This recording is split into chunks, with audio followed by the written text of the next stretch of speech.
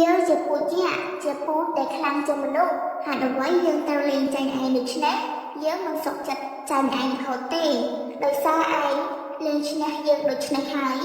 ទើបពួកនោះស្រឡាញ់ឯងជាងយើងពិស្ណុយើងចង់បបួលឯងលេងល្បងប្រាជ្ញាម្ដងបើឯងលេងឈ្នះ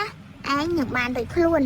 ប៉ុន្តែបើឯងលេងចាញ់យើងនឹងស៊ីឯងជាអាហារជួយខ្ញុំឲ្យចេញពីដបនេះផងខ្ញុំសូមអង្វរ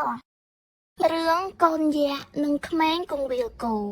កាលពីព្រេងនាយមានកូនយក្សម្នាក់តែងតែមកលេងជាមួយក្មេងគង្វាលគោនៅក្នុងភូមិកូនយក្សនោះឈ្មោះរាមសូររីឯក្មេងគង្វាលគោដែលស្និទ្ធស្នាលនឹងកូនយក្សជាងគេឈ្មោះពិស្ណុជាកុមារមានចិត្តអំណត់និងមិនចេះច្រណែនចំណែកឯរាមសូរមានចិត្តឆេវឆាវឆាប់ខឹងនិងច្រណែនអ្នកដទៃទោះជាយ៉ាងណារាមសូរនិងពិស្ណុគឺជាមិត្តនឹងគ្នារាមសូរនិងពិស្ណុតែងតែលេងជាមួយគ្នានៅពេលគោកំពុងស៊ីស្មៅមុនដំបូងពួកគេលេងត្រូវគ្នាណាស់ហើយចេះជួយគ្នាទៅវិញទៅមកទៀតផងពិស្ណុឯងដឹកអាខ្មៅស៊ីស្មៅខាងនោះទៅហើយខ្ញុំដឹកអាពពាលស៊ីស្មៅនៅម្ខាងទៀតរាមសូរនិងពិស្ណុតែងបបួលក្មេងឃ្វាលគោដទៃទៀតលេងល្បែងផ្សេងជាមួយគ្នាលុះក្រោយមករាមសូរមានចិត្តអាក់អន់នឹងពិស្ណុដែលលេងល្បែងអ្វីតែងតែឈ្នះវារហូតរាមសូរក៏តែម្នាក់ឯងថាយើងជាពូជយ៉ាជាពូជដែលខ្លាំងជាងមនុស្សហេតុអ្វីយើងត្រូវលេងចាញ់ឯងដូច្នេះយើងមិនសុខចិត្តចាញ់ឯងរហូតទេដោយសារឯងលេងឈ្នះយើងដូច្នេះហើយទើបពួកនោះស្រឡាញ់ឯងជាងយើងពិស្ណុយើងចង់បបួលឯងលេងល្បងប្រាជ្ញាម្ដងបើឯងលេងឈ្នះឯងនឹងបានរួចខ្លួន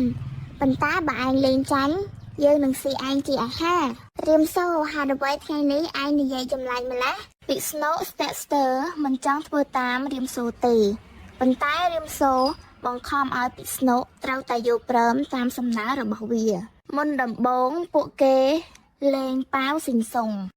ជាសំណាងល្អលើកនេះរាមសូរជាអ្នកឈ្នះព្រោះវាលេងប៉ាវចេញក្រោយពិស្ណុរហូតរាមសូរសប្បាយចិត្តណាស់ព្រោះវាមិនដែលបានឈ្នះពិស្ណុពីមុនមកទេយើងឈ្នះឯងហើយពិស្ណុបន្ទាប់មកពួកគេភ្នាល់លេងបាយខុំលើកនេះរាមសូរលេងចាញ់ពិស្ណុម្ដង